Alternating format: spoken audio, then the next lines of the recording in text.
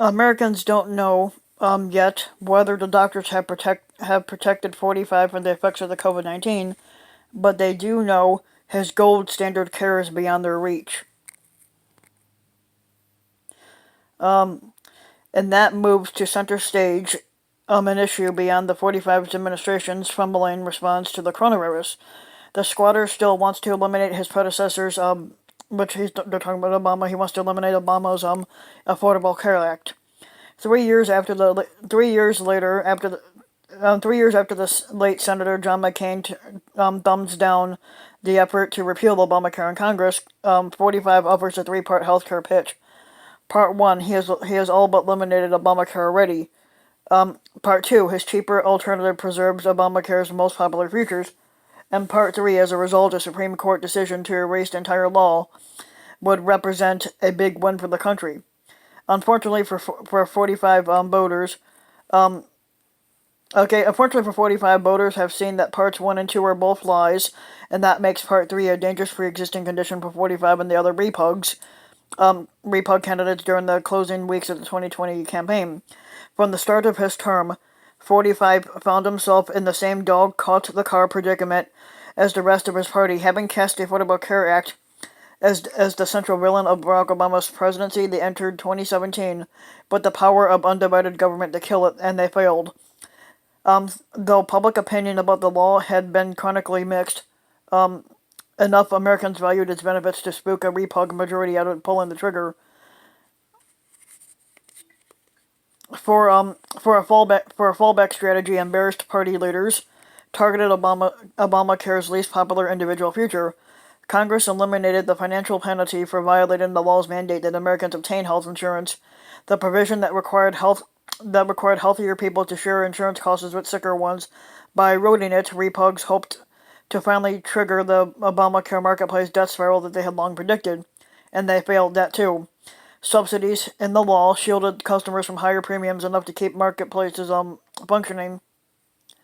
This year, 11.4 million customers had bought the Obamacare plans during the annual enrollment period, which was down only slightly from 12.7 million in 2016. That resilience reflects the drawing power of Obamacare's protections for women and the middle-aged Americans and those with pre-existing conditions. In the meantime, demand for increased coverages has kept the extending Obamacare's reach, even to staunchly conservative areas. 7 previously reluctant states, which include Ohio, Idaho, Nebraska, Oklahoma, and Missouri, have moved to expand Medicaid under the Obamacare's provisions during the last 4 years. Roughly 20 million Americans have gained coverage under that law, which has grown more popular throughout 45's term. A faux news poll last week showed that by 64 to 32%, 64% say of the voters preferred to keep Obamacare rather than repeal it. As they have for 10 years, repugs continue to insist that they can produce a better, cheaper health care that keeps the parts of Americans that keeps the parts of Americans up the most, but they can't because the unpopular futures make the popular futures possible.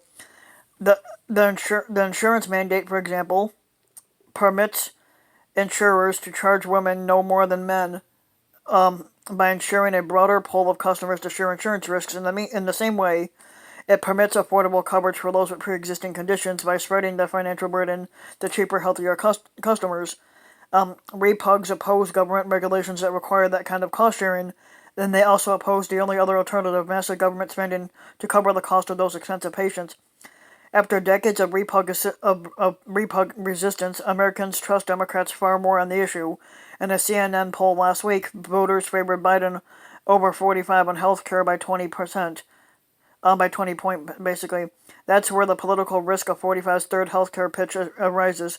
The imminent replacement of the late Supreme Court Justice Ruth Bader Ginsburg with 45's nominee, the dumb cunt Amy Coney Barrett, promises to tilt the court away from Obamacare with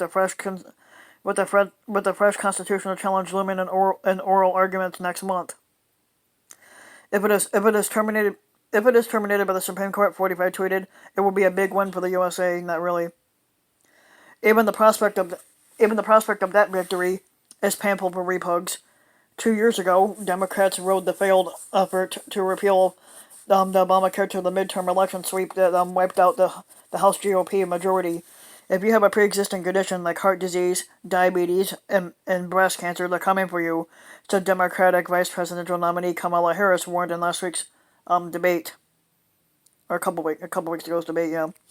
The vice squatter, dumbass Pence, claimed 45's Obamacare replacement would protect those with pre-existing conditions, but when asked how, he dodged the question without answering it, because they don't have an answer.